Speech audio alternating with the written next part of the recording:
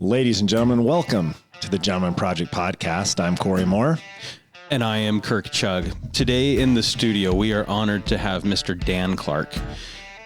Dan's bio would take up about half the podcast to read, so I am going to summarize this to say you're going to get to know one of the most well-rounded, likable, respected, and influential people in most anyone's network today by getting to listen to Mr. Dan Clark.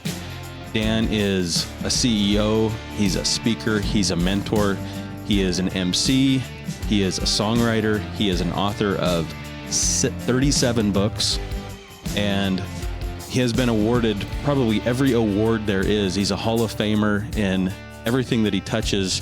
If you've ever heard Dan speak, you are going to be in for a treat today because Dan's with us and he's talking about something with us today that he's very passionate about. So without further ado, Dan Clark, thank you for coming in and being on the podcast today. Thanks, Kirk. Thanks, Corey. For those of you who have followed Big D construction over these years since it was founded by the big man himself, you need to know the relationship that Corey has with his beloved dad. And I had a chance to be invited to speak to Big D Construction, to most of their employees here in Salt Lake City. And that's when I left this beautiful building understanding the significance of culture. I think that's when I first sat down and coined my most quotable culture creating quote that I've used to turn NFL teams from last place to Super Bowl champions, turn around struggling organizations, work with family-owned businesses and most of the Fortune 500. The formula works in every single culture, including our homes. So before we came on the air, my friends, I was complimenting Corey on the relationship he has with his dad that wasn't just personal father to son, but it was also professional businessman to businessman. His dad respected his opinion and his experience, even though he was younger. And it also illuminated the significance of friendship. And that ties right into this quote that I want to share, because obviously you're the same on the golf course as you are in your office. Your hair hasn't moved since 1975. And I'm losing my hair in the front, and I'm growing it in places I don't even need it, in my nose and in my ears. It's not a fair trade. My only hope is that the hair in my right ear will grow long enough I can comb it up over the top of my head and fake all of you out. And I wish we were on video because Kirk's suit costs more than my car. Well, he's in the suit business, he's supposed to look like that. I know, but it's all about the brand. It's all about the culture. We have to be the same dressed up as we are undressed, if that makes sense. And that's what I learned from Big D. That's what I learned from you and your dad. I just wanted to make sure everybody who's tuned into the Gentleman Project understands the significance of the hosts. It's an honor for me to be here. Well, thank you. So the quote is, every culture is created between the strongest belief, the highest expectation, and the best behavior that the leader lives by. Interrupt. I'd rather see a sermon preached than hear one any day. I'd rather you would walk with me than merely point the way. Now let me regurgitate. Every culture is created between the strongest belief, highest expectation, and best behavior that the leader lives by, and the weakest belief, the lowest expectation, and the worst behavior that the leader tolerates. So when we create any culture in our Fortune 100 companies, in our family-owned businesses, in huge, successful, significant construction companies like Big D, in an amazing, extraordinary, clothing business that you have spearheaded, that you championed for so many years, Kirk, and even in our own homes, the two operative words are belief, exemplary belief, and what we're not willing to tolerate. So because this is the Gentleman Project, maybe I can just cut right to the chase. You cannot control what happens outside a Big D construction building. You can't control how your employees were raised. You can't control how they affiliate with anyone outside of your building, but you can control the culture once they walk in the door. Is it safe? Is it clean? Good, clean, pure, powerful, positive. And let's just spill that right into the home because this is the Gentleman Project. Right. One of my most famous songs that I'd like to just quote part of the lyrics on later on in this interview is called Special Man. Lyrical hook. Any male can be a father, but it takes a special man to be a dad. We shouldn't call it Father's Day. Any yahoo can get a lady pregnant. That doesn't take any talent. But what are you going to do with that responsibility to make you a dad? When our children, 4 children, 1 son, whom I know, and I know you love my son, Danny, and 3 daughters. And when they became teenagers, it became crystal clear that our children's friends were being raised differently than we were raising our children. And there's not a pipe dream in the world, there's not a prayer in the world that would allow us to invite all the parents over to our house and have a parent meeting and decide how we're going to raise our children exactly the same. It ain't never going to happen. Right. We can't control anything that happens outside of our home. But what we can control is the culture in our home the second they walk in the door. And I don't want anyone to think we're self-righteous or prudish or any of those negative connotations. What we did consciously is we made sure that every single one of our children's teenage friends came in our home and they felt safe, they felt solid, and they knew that there was unconditional love and non-judgmental friendship.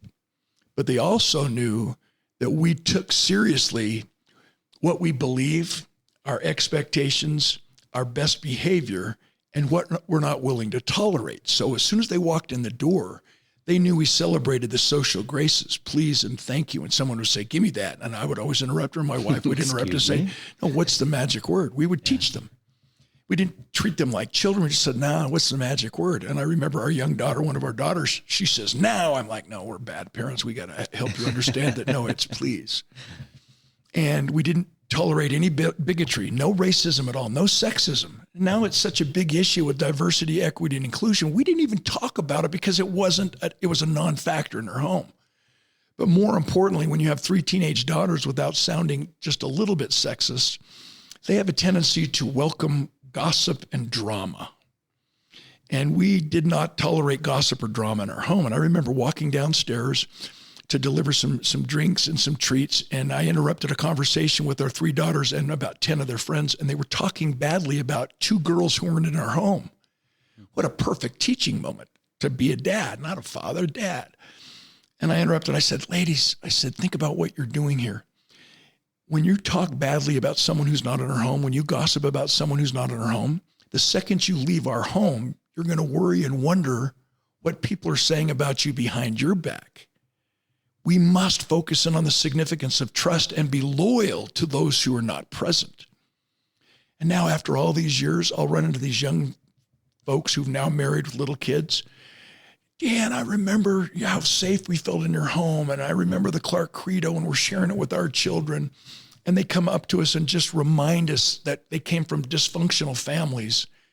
And they gravitated to any place that allowed them to feel love, to see love, to experience true friendship and mutual respect and support, regardless of our age, regardless of our race, regardless of our gender.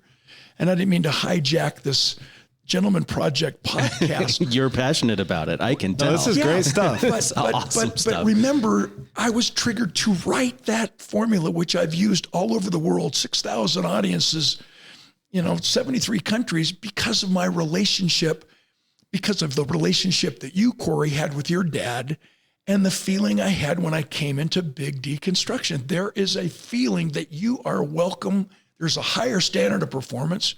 We didn't allow anybody to drink or smoke. We allowed no vulgarity. If anybody wanted to tell a bad joke, not in my house, and we weren't self-righteous. They appreciated that. Mm-hmm. And everyone felt like they could leave our home always saying, I like me best when I'm with you. I want to see you again. If that's not the perfect culture in a corporation, if that's not the perfect culture in a construction site, where you have your superintendents and your project managers and all these different folks who are responsible to keep intact the Big Deconstruction culture, and make sure that when you hire subs from outside of your culture, that they immediately understand your strongest belief that you live by, your highest expectation, your best behavior, and what you are not willing to tolerate. while they're on your job, while they're in your payroll, because you can't control what happens when they leave. And if we could all understand that we have the power to control what we can control and not worry about what we cannot control, we can heal America. No other success can compensate for failure in the home. We got to start focusing on our kids and their children, and their friends, and then, pass the word on as gentlemen who, marry beyond our capacity, outkick our coverage. We always do, but that's part of the deal. Yeah. So I love that. I love that because you're talking about the ceiling of what your expectation is, and then you're talking about the floor. And I'm blessed to watch Dan talk because he's a very animated speaker, and he's showing your expectation is the top, right? And then you've got the floor of what you're not willing to tolerate. And everything in between lets people be themselves. You got it. Right? But where the limits are, the top and the bottom. And I think when we give our kids, it's kind of like a horse, right? Horse is comfortable with the bridle if he knows that the rider knows where he's going and where he wants to go. The horse will go where the rider looks. And it's almost a subconscious when you're raising kids to be able to say, hey, dad knows what he wants, or mom and dad's expectations are this and this. And I can be myself and my own individual person in between those limits. But I do know what I can't and can't do. As far as our core values go, you brought up horses. When you put a hard to catch horse in the same field with an easy to catch horse, most of the time you end up with two hard to catch horses. In the human experience, when you put a healthy child in the same room with a sick child, most of the time you end up with two sick children. We become the average of the 5 people we associate with the most. If you hang around with 5 broke people, you're going to become the 6th. If you hang around with 5 negative, whining, complaining, blaming, victim mentality, woe me people, you're going to become the 6th. Which means we must be willing to pay any price and travel any distance to associate with extraordinary human beings, even on a podcast. I appreciate you for having me in here because through spaced repetition learning, we can actually up-level our belief system while we're up-leveling what we're not willing to tolerate. And as we shrink the distance between what we believe and live by and what we're unwilling to tolerate, as we shrink that distance, we actually create what I call a culture of significant partner leaders where everybody leads with and without a title.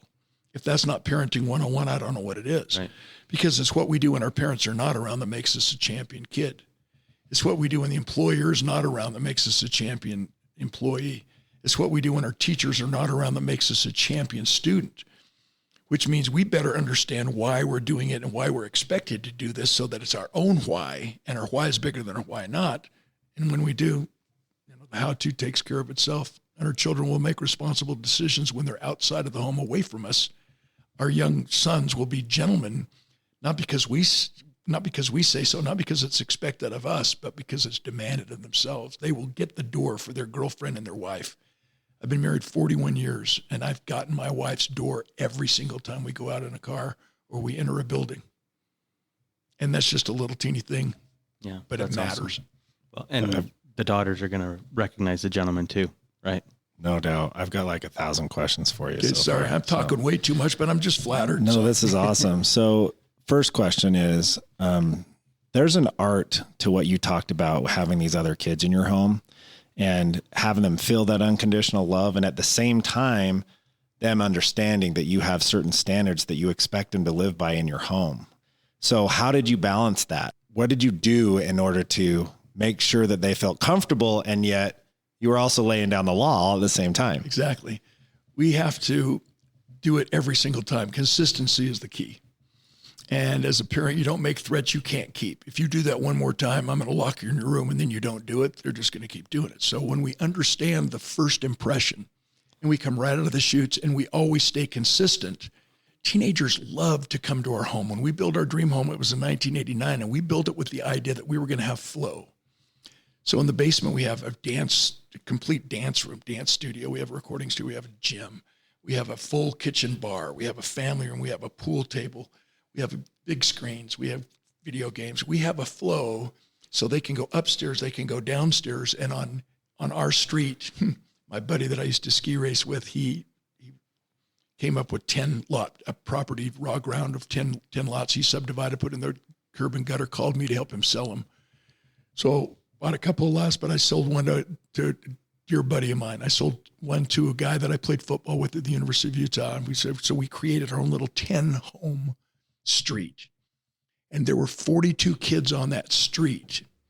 And each one of our 4 children had probably 5 kids their same age.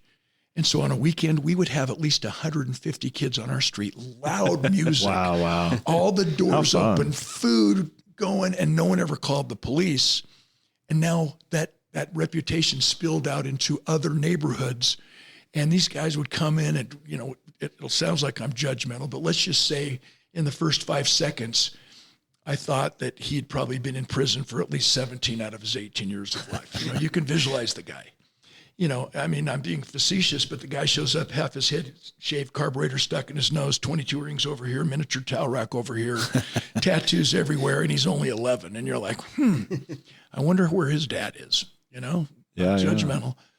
But they were welcome in our home, and they were the most creative. They were so fun to be around. And to this day, we're still friends. So that's a long answer to your question, Corey, but we just made sure that we let everybody know that our house was safe, that it was a higher, as we say in music, in country music, we had a higher class of loser, in our home. And people, they coagulated in our home, Corey, because they felt the difference. And so many of them would stay until 1 or 2 o'clock in the morning. And I'm like, hey, dude, you all right? I really don't want to go home. And it break my heart. Because their parents would always fight, or they just had this complete dysfunctional situation. And we just went out of our way to make sure everybody felt safe in our home.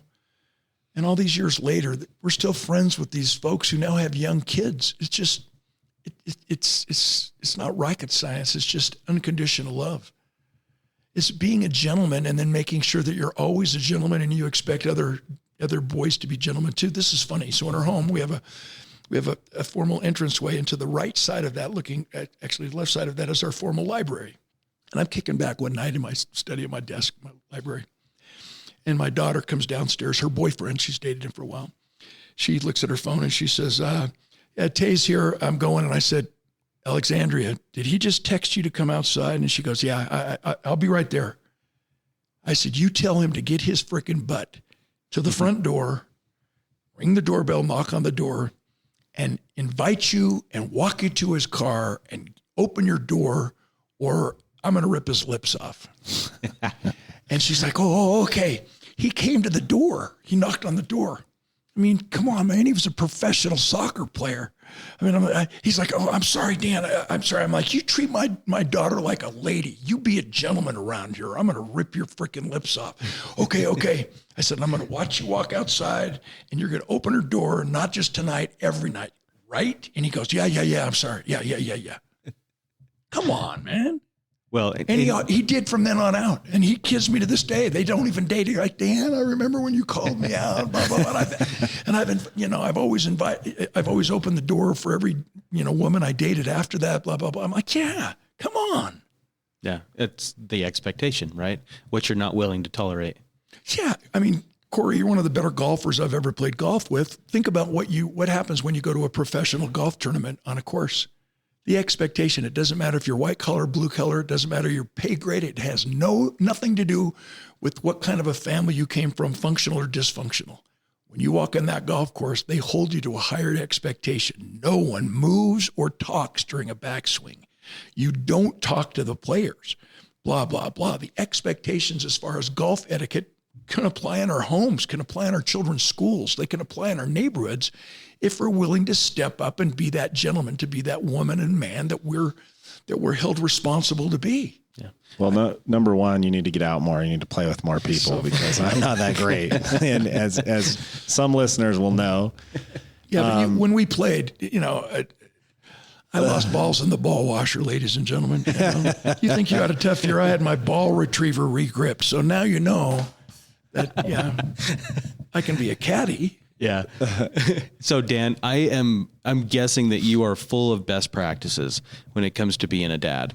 So I want to ask you, what were, besides this culture of expectations and what you tolerate and what you don't in your home, what were some of the other very best practices that you used as you were raising your kids that you can look back now and say, that was one of the best things I ever did, or a lesson that you learned when you said, I learned a very valuable lesson that you can pass on to our listeners? Great question, Kurt.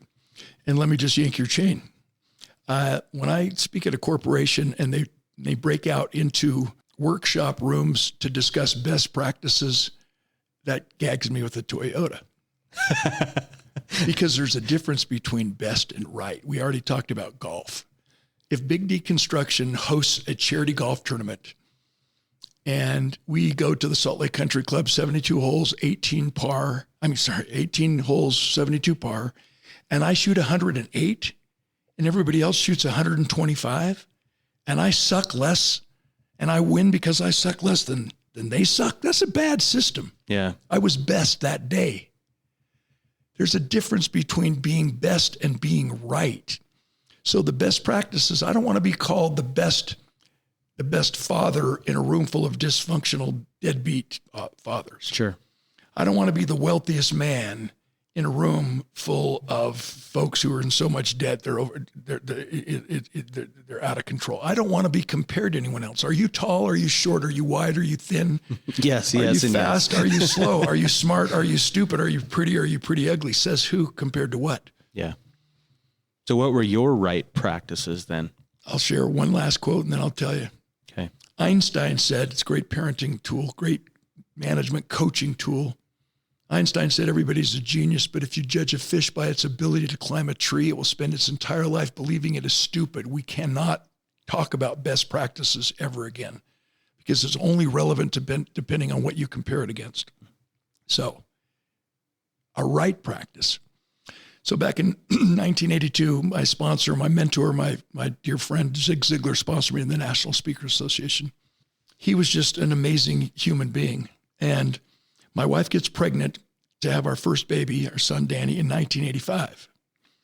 And so while my wife's pregnant, Zig and I start talking about the significance of positive mental attitude and what we can contribute as parents in the raising and conditioning and molding our children's minds. So he challenged me. He says, Dan, I think you should write your own credo. Because I've been downrange 8 times, Iraq, Afghanistan, firing up the military. I've been to Kiev 5 times. My heart's breaking. And when you get around special forces, Navy SEALs, special operators, Air Force Air Combat Commanders, and they run towards the sound of the guns, and we don't. They were not born that way. It's because of what they believe and their credo. Remember the formula. Every culture is created between the strongest belief. And so Marcus Luttrell, I'm hanging out with him. I've been on the program so many times, obviously lone survivor. What he will teach us is that under pressure, you don't rise to the occasion. You fall to your level of training. Mm-hmm.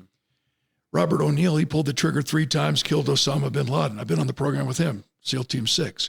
He will remind us it's not enough for us to say, I will do my best. We must succeed in doing that which is necessary.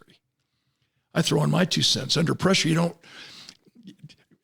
actually, I would say pressure is not something that's naturally there. It's created when you question your own ability. And when you know what you've been trained to do, there's never any pressure. That's why we train and practice so hard. So if those are true credos, true highest right, not best ideas, but right philosophies of success and significance and parenting and coaching and teaching and managing and leading a corporation, if they are right, they should work in every aspect of our lives.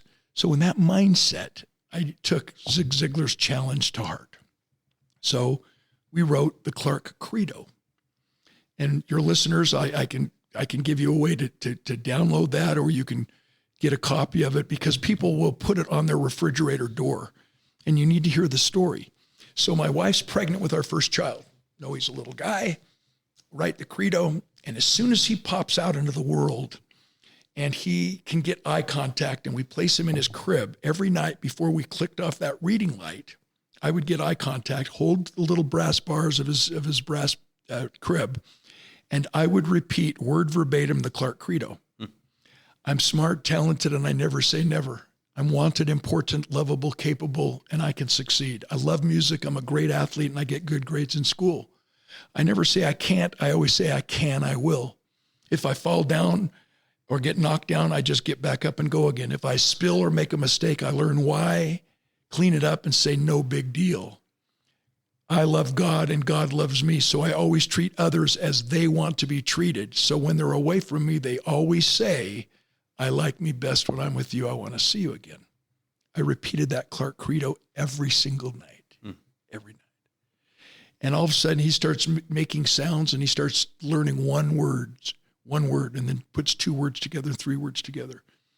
Eventually over time, he could repeat that back to me word verbatim. I'd say, Danny, before you go to bed, who are you? He'd say, Daddy, I'm smart, talented, and I never say never. I'm wanted, important, lovable, capable, and I can succeed. Then our oldest daughter, 3 years later, Nicola's born. Same process. Next, McCall's born. 2 years after that, Alexandria's born. To this day, Danny's married with two little girls. And Nicola's married with 1 little baby girl. To this day, all 4 of our adult children can quote the Clark credo word verbatim. And as soon as Danny's little girl got to that age where I could hold her with eye contact, Aubrey, you're smart, talented, and you never say never. Now she can quote it back to me. And so can little 18-month-old Cora Kelly in Phoenix, Arizona. She fills in like 2 or 3 words as I'm repeating it. Our children never got into trouble. They never had a run-in with the law. They're all very sensitive. They're very kind. They value education. They're just good human beings. And I won't take any credit because I travel a lot. My wife was the angel. But I really believe that there's predictable results when we can focus in on molding a child's mind with character traits, attributes, positive thinking, and especially resiliency. Mm-hmm. If you get knocked down, if you fall down or get knocked down, you just get back up and go again. I remember we had a family dinner at Lakai, a posh restaurant, the mouth of Little Cottonwood Canyon where we lived before we built our house. And it was about $100 a plate. And we have our entire family there, 4 little kids and my wife and I. And everybody's kind of prudish, and they're blowing a lot of dough. And all of a sudden our middle daughter, she leans over the table to grab her glass of root beer and she spills it all over the table. And the waitress immediately looks at me like, are you going to kill her? Are you going to rip her lips off? When we walked in with our children, everybody kind of just sat up like they had a 90-mile-an-hour enema. They're staring us down like, you're serious? You're going to interrupt our formal dinner with 4 little crazy kids? And they sat at the table polite. Would you please pass me? They would wipe their mouths. They weren't prudes. It wasn't like you're in some freaking Disney movie. You just taught them right at home. Yeah, so why can't anybody do that? Can we not agree on social graces? Oh, it's a cultural thing. Values aren't cultural. Integrity, service before self, excellence in all you do. Politeness, honesty, please and thank you. Why can't we agree, regardless of our race, regardless of our gender, regardless of our socioeconomic background? Oh, this is a culture thing that I'm going to beat up a woman and I'm a man, not on my watch. That ain't culture. That's low budget. Well, that's how I was raised. Well, then we need to find your dad who's most likely in prison and then go find his dad who was also in prison and stop this chain reaction with the Gentleman Project. We can stop anything we want and recalibrate, and that's what this podcast means to me. I think that's what it means to the world. Here's a chance for us to be reminded by 2 gentlemen, regardless of who your guest is, that we can take it to the next level.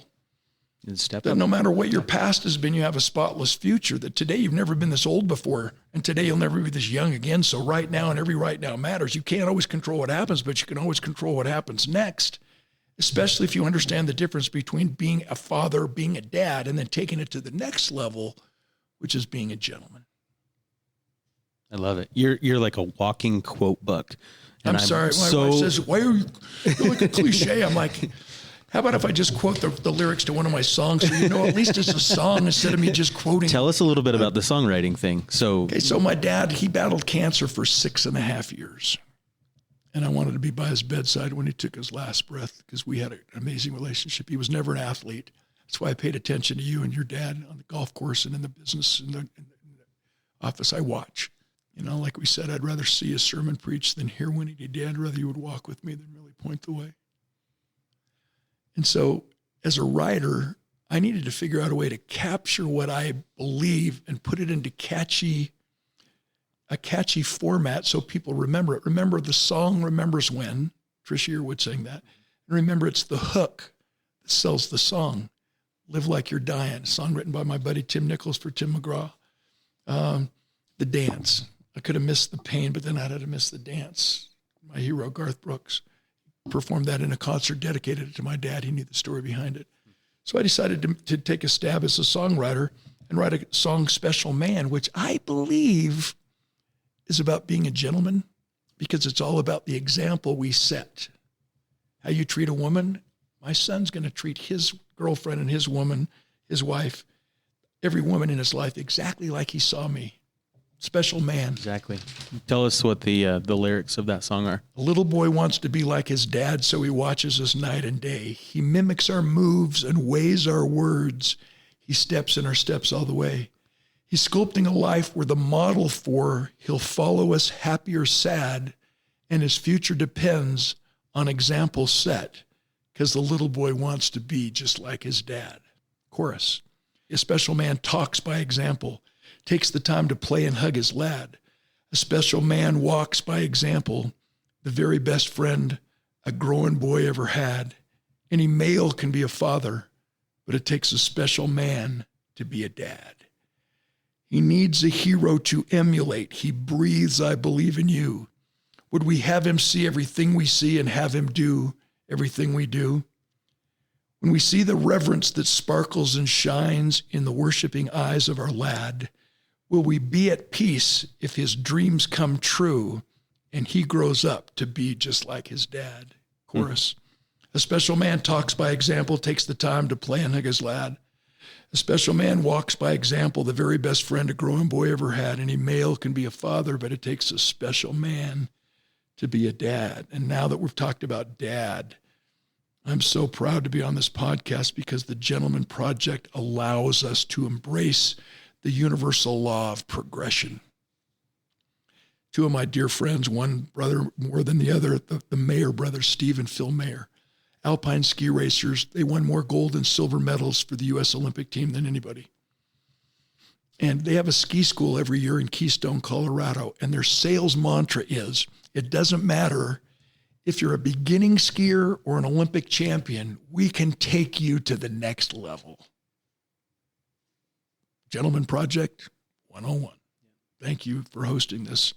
It's so critically important that we understand how important it is for us to share this, get other people to subscribe, download, because that's the only way we're going to spread the word, just as we tried to spread the word of kindness, of genuine love and support from our homes, with that ripple effect that now these children are going to grow up and be different parents and take that fatherhood to dadhood and now to being a gentleman. We've got to start at someplace, you know? I'm glad you said that. I feel like sometimes I want to tell the listeners, and here's a good moment for that, of the reason we do the Gentleman Project and have guests on is because we're all learning from each other. Oh, yeah. We're all trying to get to that next level. And in fact, I've said many times, sometimes I feel selfish, because even though we started doing this for friends and for ourselves, every time I get little nuggets and I become a little bit better dad. But I think we would all look in the mirror and say, we wish we were better. We wish we had done things a little bit different or learned things a little bit earlier. But I love what you said earlier about, it doesn't matter what yesterday was or your last 5 years or your last 10 years. You can decide today to just start doing a little bit better, to just make a step forward, just like your ski friend said. It doesn't matter if you're a beginner. It doesn't matter if you're an okay dad or a good dad or a great dad. You can just start walking in that direction. And I think that's really cool. And part of why the podcast has been so fun for us. And to create a tribe, to integrate men like us with the same goals that you have, Corey, the same goals I have, the same goals you have, Kirk, to be a little better today than we were yesterday. Yeah. You know, maybe I can quickly share two stories. Sometimes words get in the way. That's why being a gentleman, I think, is an example. Story about support. A mother encourages her daughter to come home as soon as school is over. The time comes, the time goes. 30 minutes later, daughter walks in through the front door of her home and her mother scolds her. Where have you been? I've been worried sick. She says, oh, mommy, I walked my friend Sally home. She dropped her doll on the sidewalk. It broke all the pieces. It was awful. Her mother said, so you're late because you stayed to help your friend pick up the pieces of the doll and put it back together again? She said, oh, no, mommy, I didn't know how to fix the doll. I just stayed to help her cry. So I think part of being a dad and being a mom and being a gentleman is to be there. You can pretend to care, but you can't pretend to be there. Second story, I'm speaking to all the athletic directors, high school athletic directors in the state of Iowa a gajillion years ago, and we break for lunch. I'm sitting around a round table, and we're all swapping stories, and this good old boy, he says, screwiest thing I've ever seen. He said, we had this kid in our school. He was all-state, all-conference basketball player all 3 years in a row, sophomore, junior, senior year. His mother never missed a game, and she was totally blind. Screwiest thing I've ever seen. About a season pass, went to every home game, every away game, never missed a game, totally blind. That story haunted me for the rest of the day. I finally got to my hotel room where I could calm down and analyze what I learned from that. Support is the unwritten quality of parenthood. She could not see him, but he could see her. And it matters. And sometimes words get in the way. I flew cross country one time, Danny, and I was honored as Father of the Year, and they came in and interviewed our children and put it up on the video and made this little montage to introduce us. And when they asked Danny what one of his best memories of his dad was, he kind of choked up and said he was in the madrigals, kind of the show choir at Skyline High School. He's got a great voice. And he knew that I flew cross country from New York just to land in time to hear them sing one song. And he knew I was there, hugged him after, and then I hopped on a plane and had to go back to the East Coast, and he's never forgotten that. I didn't know it was going to be such a monumental moment in his life that basically said, I really, really care about you and I support you. But those little things matter. And all three of us are married. Let's talk. I can't tell you who came to my wedding, but I can tell you who didn't. After all these years, the 10 or 20 people that I thought for sure would have come, I can tell you exactly who they are.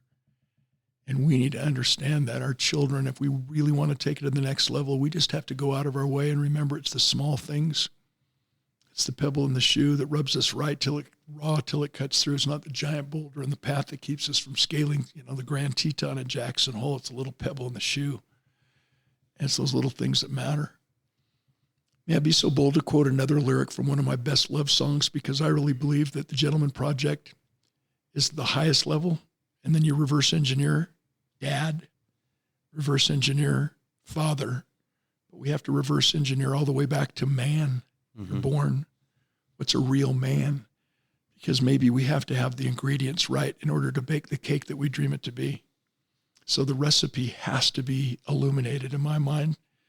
And a real man, visualize Faith Hill singing it, not me. And this is kind of awkward because I've got eye contact with Corey and Kirk in this podcast studio, and I definitely don't want to have a moment when I get to the chorus. But visualize Faith Hill singing it, not me. And just, guys, listeners, put yourself in this position with Corey's point. No matter what our past has been, we have a spotless future. We can fix what's broken. We can really do what we need to do. I played football for 13 years. I've broken my neck, I've broken my back, I've broken my nose, my jaw, I've had my head sewn up 11 times, I've had 2 hernias. That's funny. I've had 2 hernias, blown out my knees, I've had 7 surgeries, blown out my ankles. I'm a hot mess. And you know what I learned, my friends, to this point? Every single time I was injured, when I went through the proper steps of physical therapy and rehabilitation, when I got it fixed, when I scratched where it itched, every part of my body that was injured became stronger than it was before I injured it. You have to believe that when we're trying to be the best man we can be, the best father, the best dad, and now the best gentleman. The right man, the real man, the right gentleman. Please let me be, this is more than semantics. There's no best practices ever again in my life because there's too many folks who are the smartest person in the room. And we've all heard if you're the smartest person in the room, then you're in the wrong room. We've got to keep progressing. So on that note, my friends, may I suggest that each of us gentlemen kind of tweak our attitude, our definition of what it means to be a real man. Lyric, again, Faith Hill singing it. I need a man who knows happily ever after is a day at a time proposition. A man who knows making love is not a 3-minute composition. It's a slow dance full of romance, a walk on the beach in the sand. It's having a whole conversation just by holding my hand. He would stir deep desire that sets me on fire to be with them all that I can. No, I won't settle for anything less than a real man. Chorus. A real man strong in stature, firm in faith, and kisses slow. He sometimes cries, and when we hug, he's the last one to let go. Worshiping the ground I walk on, he's my biggest fan. There's nothing like being loved by a real man. Second verse. I need a man who knows honoring me is a macho disposition. A man who knows I love you is a more than words rendition. It's roses for no reason, secret love notes in my drawer. It's making me his equal, though he always gets my door. He would never raise his hand to me, believe in who I am. Yeah, I can be more than I thought I could be with a real man. Bridge. And you'll recognize this line that I've used many times, even in the Clark Credo, the bridge. He talks to me through touch. I'm swept away in every clutch. We're lovers, but we're best friends too. I like me best when I'm with you. A real man, strong in stature, firm in faith, and kisses slow. He sometimes cries, and when we hug, he's the last one to let go. He worships the ground I walk on. He's my biggest fan. There's nothing like being loved by a real man. Everybody asks me, how does a linebacker write a song like that? To Corey's point, I was interviewed on country radio in Nashville, Tennessee. How does a linebacker write a song like that? I said it was easy. I made a list of things I wasn't, and I decided I could become them. Not because it's expected by someone else, but because it's demanded of myself. Check the box. Look up those lyrics. Go to my website, danclark.com, my music page. Check the boxes. Be the last one, hug. Be the last one to let go. Talk about romantic. Yeah. Have a whole conversation just by holding hands. Come on, guys. Let's rise to the occasion. Did Faith Hill sing that? No. Do you have any pull?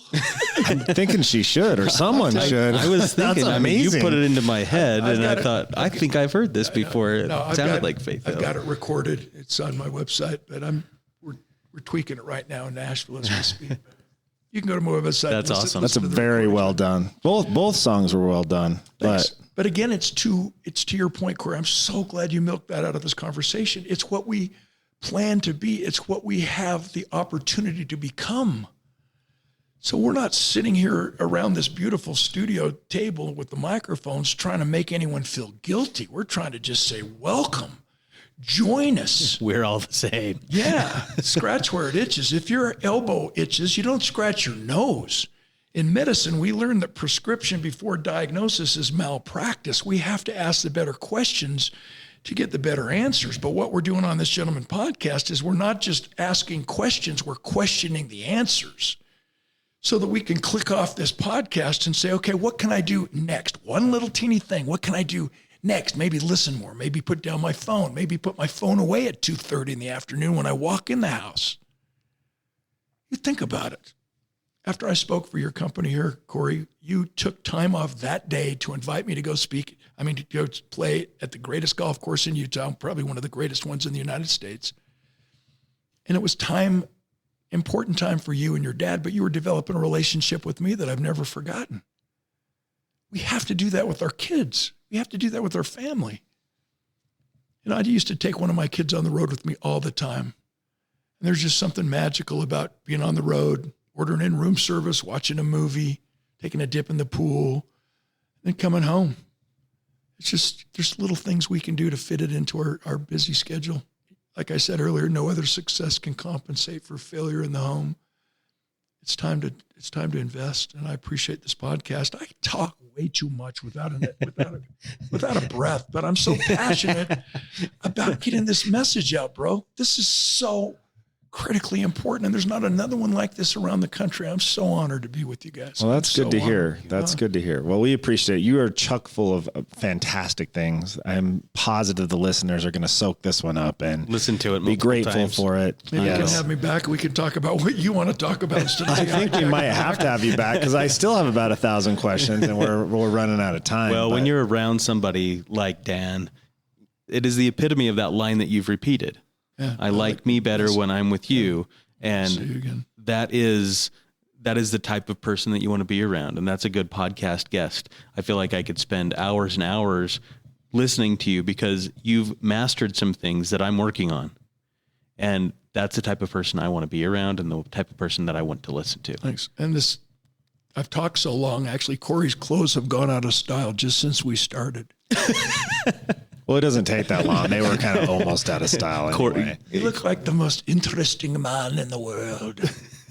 I wear the same outfit almost every day. It's just like my, I love it. black and white shirt. Anyway, Dan, we didn't get enough time to talk about your bio, so I think we've got to make sure we post. Yeah, we will post Dan's bio. Because he has this amazing background that we could talk about for another 45 minutes. And then also, I'm sure on your webpage, there's the books and the songs and other things that people could, latch onto to help inspire them in their life. The Clark Credo, my dream would be your dream, I'm sure. Under your tutelage and my full support and me galvanizing every connection I have, every person I have. But with your lead to create a live event for the Gentleman Project with keynote speakers so we can laugh and cry, and that's my forte, but then some breakout sessions. And I can give you a list of local, internationally acclaimed superstars who can really teach us those one or two tweak things that we as dads need to do to become gentlemen. The idea of getting together belly to belly, heart to heart, where we can laugh and cry and support and feel and actually have this socially interactive experience on a huge scale, and then break out into small rooms and then come back and talk about what we discussed. In my experience, one day can change us forever. Guaranteed. One moment in time can change us forever. And I think all of us, all of your listeners, your tribe, we're all looking to you guys to figure out how to spearhead this. And then I'm all in, 100% all in. We appreciate that. And we've talked about that for some time. We're all in on making that happen, and your help would be monumental. So thank you. That was very kind of you to offer your help. Kurt, I think we have to final question it. Question we ask everyone, Dan, is, what does it mean to you to be a gentleman? And you may have answered that a bit today. I think you answered it the entire time, actually. But with a final thought of, what does it mean? How would you summarize what does it mean to be a gentleman? To reiterate the quote, so everybody leaves us saying, I like me best when I'm with you. I want to see you again. But we do that through actions. We do that through verse. We do that through our voice. We do that because we say so. I think a gentleman has to be an individual definition and a bar that we set for ourselves, not competing or comparing ourselves against anyone else, but realizing that when we get on a subway, when we get on tracks, when we get on a bus, it's natural for us to want to give our seat up to someone who's physically or intellectually disabled, or especially to the elderly. It's critically important that it becomes a way of thinking, not just a cognizant action. Oh, I'll do it here, I'll do it there. Being a gentleman is making sure that we take personal responsibility for everything that comes our way. If you're walking through an airport, if you're walking down Main Street and there's a piece of trash there, 99% of the people in the world would say, I didn't drop it. This is so ridiculous. That is so ugly. I can't believe someone would do that. And a gentleman would just pick it up and put it in the garbage. May I share one tiny, quick experience that defines why I believe the way I believe now? So Main Street, many years ago, Crossroads Mall, the only entrance was from Main Street on the west side, and there was a turnstile entrance door and then two doors on the side. And I had an urgent business meeting in there. It was a blizzard day. It was snowing sideways. It was foggy. The wind and the snow was piercing my skin. And I drove around the block twice looking for a parking spot and found one about a quarter of a mile away, way down around the corner. I had no overcoat on. So I'm weathering the storm. I'm weathering the wind in my face. I'm battling until I get to the entrance to the Crossroads Mall, and both of the side entrance doors are locked. So there's only one way into the warmth of Crossroads Mall, and that's through the circular revolving door. And there are 9 people in front of me with overcoats waiting their turn to walk into that circular entranceway. And here's Salvation Army bell ringer, all bundled up, red bucket, ringing his bell. And as I'm standing there, 9 people in front of me, I have plenty of time to watch what happens. Out of the fog, out of the freezing blizzard day, comes a gentleman who is homeless, not a homeless gentleman. You put emphasis on the human, not on the disability or the challenge. A gentleman who happens to be homeless. And I remember his white Converse shoe had a hole in it. His big toe and one other toe were protruding out into the cold day. He had no overcoat on. And he walks up to that bell ringer, and I have time to watch him turn his pocket inside out loud, verbally count out 93 cents, put everything he had into this bucket, say, "Merry Christmas, lad," and disappear into the foggy day. I have never passed a gentleman who is homeless or a woman who's homeless since then. Never. I go to the ATM in the morning. I'm not going to go broke. And I get $20 bucks. And then I find a 7-Eleven, I cash it into $21 bills. And every single time I pass by someone who is homeless, I give them at least $1. I'll pull into McDonald's, and there's a guy, Steve, he knows my name, Dan. And he was there one day, and I had about $10 left. And I called him over and I said, "Hey, let me go in and buy you a Happy Meal." He says, "They won't let me in." I'm like, "Yeah, they will." So I parked the car, we walked in, I got him a Big Mac, fries, and a drink. He sat there and ate it, and I just sat there with him and he was a fascinating guy. His wife had left him, he hit the bottle, lost everything. It was just one of those tragic stories that could happen to any of us. Why judge? I remember going downtown, and we had parked on the north side of North Temple across from LDS Temple Square. And when you get to the Temple Square side of North Temple, there's the same woman there with the sign. And then when you turn and you walk east to the Main Street Plaza, there's another woman there, always the same woman with another sign. Both of them are women who are homeless. And we were walking across the street. We had parked across the street, and we were in our dress clothes, and I'm walking with my wife and our children. We're walking across the street, and we're going over to one of our daughter's friends was being married, and we were going to just meet them on the outskirts of the temple, kind of in the courtyard area. Beautiful sunny day. And they know how I've raised them. They know what we do. So as we start to walk, I gave each one of them $1. I said, "So what are you going to do?" And we got to the other side, and each one of them gave that woman $1. That's $3. And my youngest daughter, she didn't give her one. And I just kind of watched. And then we turned and we went down to the far end before we would go into the temple grounds. And my littlest girl, she goes, "Daddy, she's sleeping." So what are you going to do? So my daughter wakes her up and gives her the $1. And that put us in the right mindset to enter into any religious tradition, to enter into any holy ground, regardless of the religion. And I couldn't help but think how many people step over these people thinking that they're so self-righteous, we're going to go worship our God. When didn't the Bible say, "When you've done it to the least of these, my brethren, you've done it unto me"? That when we visit someone in the hospital, when we visit the prisons, I don't give those dollar bills out to the homeless people, to the people who are homeless, I do it for me. Because it puts me in a completely different mindset for the rest of that day, that I will not judge, that the same God who made you made me too. I'm sorry you hit some tough times. But the least I can do in my Christian tradition is be the hands of Jesus and give you $1, give you $5. And when those $20 bills are gone, I don't feel guilty. I don't step over them or walk around them. I engage them. I don't have any more money left, but the next day is a brand new day. And I believe that that's a long, long answer to your question, Corey. What does it mean to be a gentleman? It's a mindset. It can't be a second thought. It has to be automatic that I am on this earth to serve before self. Long answer, bro. Sorry. Please have me great. back. I've got to be respectful of your questions, and have me back. I can do part 2 easier than you would ever think. No, I'm pretty sure you would, and I'm pretty sure we I want believe it, you so. too. We're going to make it happen. Yeah. Thanks Dan, for being with us. What an amazing podcast today. We hope you enjoyed it. We hope that you engage with Dan on his website. learn from him. Read some of the things that he's done. Read some of the books. He's put a lot of what he knows into his books. Yeah, my podcast is Power Players with Dan Clark.